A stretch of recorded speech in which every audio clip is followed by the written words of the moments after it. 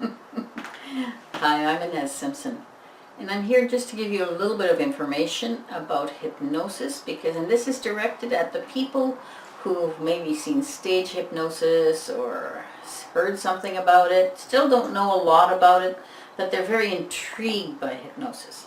If hypnosis intrigues you, this video is for you.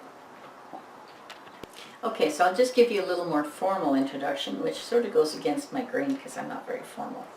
My name is Ines Simpson. I'm a board-certified hypnotist with the NGH. I'm an Omni trainer. I've received a few awards. You'll be able to see them down below because I don't really want to blow my own horn too much. I'll let whoever's taking the video do all that stuff for me. But I love hypnosis. That is the part that's the most important. So I want you to know that hypnosis to me is something that we could do if everyone was doing self-hypnosis alone. The whole world would get much better. But that's life. We all going to do some. We're not going to do it. That's another day. We're going to do it whatever. But the story is that I started doing self-hypnosis back in 1999 when I started doing, and a chronic pain that I'd had since I was 14 disappeared. So, if everyone's doing self-hypnosis, they get better. The more we get better, the more we treat other people better, and we're not so grouchy. It just goes on and on and on and on. So, what I do is I'm going to tell you in this video, I'm going to even show you how to do an induction, gives you an idea why it works and what it is, and it's not heebie-jeebie stuff. It's very easy to do, but it's something that you have to be in confidence with. You have to be in tune with. So, is it easy to learn off a video? Well, some people can, but in general, I still always profess that you need to go to a live training. Live trainings. Now, the styles of hypnosis are all different. I myself work with what we call Dave Ellman style hypnosis, and he was in the 50s and 60s, mostly 50s. He was teaching doctors, dentists, psychiatrists, all that kind of stuff how to do hypnosis. And it's kind of a shame that sort of went away, because if that had continued, we're now in 2016, think of how far the medical profession would have taken that hypnosis. Okay, so what I'm really going to tell you first is how much I love hypnosis. The first time I hypnotized someone, I was 10 years old, believe it or not. My brother had hypnotized me, cut a book, it's pretty funny. He glued me to the wall, made my purple spots on my hand, all that stuff.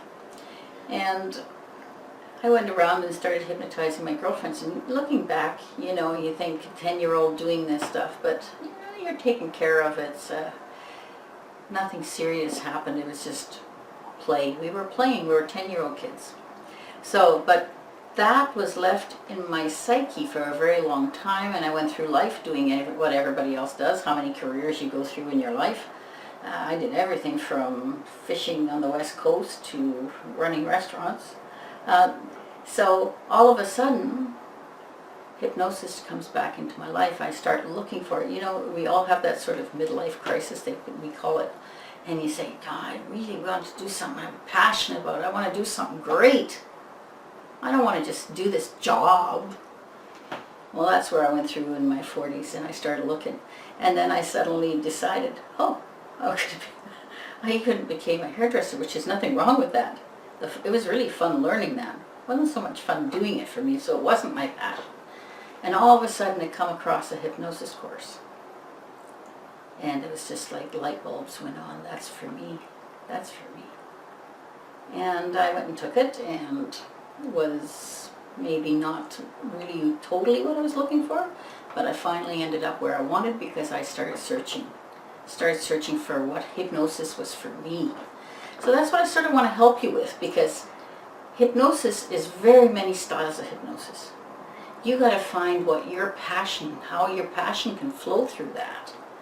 And for me, it was Ellman style hypnosis, and we'll explain that a bit. But you could go Ericksonian. I have many colleagues who do Ericksonian style hypnosis. They do good work. People do NLP and they have good work. So you've got to go and you have to find out what presses your buttons, what makes you passionate. For me, it was Elman. So I'll talk mostly about Elman, and I'll give you a little bit about the other, but it's obviously not my expertise. So you got to check those things out. But if you're interested in hypnosis and you're intrigued by it, if you watched a stage show and you think, wow, that looks so much fun, or how did that work? Or even if you negatively looked at it, you said, I'm not going to do that. Nobody would get me to do that. I'm going to explain why those people do it and you wouldn't. Okay, so to sum up, I'm going to give you some instructions so you can understand hypnosis better. Inductions so that you can see what in hypnosis, how someone goes in hypnosis, and just generally point you in the right direction where you would like to find that passion.